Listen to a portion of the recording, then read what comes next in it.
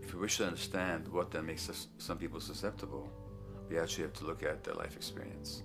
The old idea, although it's old, but it's still broadly held, that addictions are due to some genetic cause is simply scientifically untenable. What the case is actually is that certain life experiences make people susceptible. Life experiences that not only shape the person's personality and psychological needs, but also their very brains in certain ways. And that process begins in utero.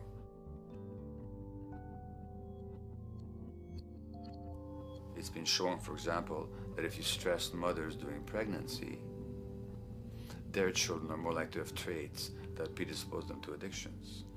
And that's because development is shaped by the psychological and social environment. So the biology of human beings is very much affected by and programmed by their life experiences beginning in utero. Environment does not begin at birth.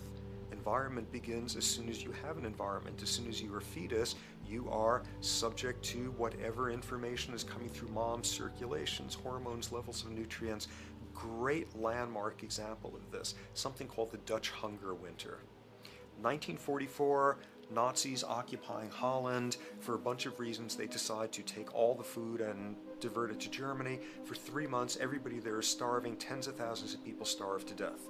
What the Dutch hunger winter effect is, if you were a second or third trimester fetus during the starvation, your body learned something very unique during that time.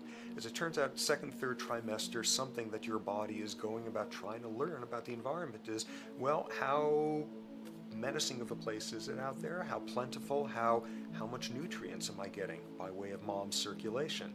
Be a fetus who is starving during that time, and your body programs forever after to be really, really, really stingy with your sugar and fat, and what you do is you store every bit of it. Be a Dutch hunger winter fetus, and half a century later, everything else being equal, you are more likely to have high blood pressure, obesity, or metabolic syndrome. That is environment coming in a very unexpected place. You can stress animals in a laboratory when they're pregnant, and their offspring will be more likely to use cocaine and alcohol as adults. You can stress human mothers. For example, in a British study, women who are abused in pregnancy will have higher levels of the stress hormone cortisol in their placenta at birth, and their children are more likely to have conditions that predispose them to addictions by age 7 or 8.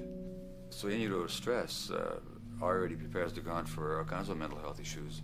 Israeli study done prior on children born to mothers who were pregnant prior to the onset of the 1967 war. These women, of course, are very stressed, and their offspring have a higher incidence of schizophrenia than the average cohort. So there's plenty of evidence now that prenatal effects have a huge impact on the developing human being.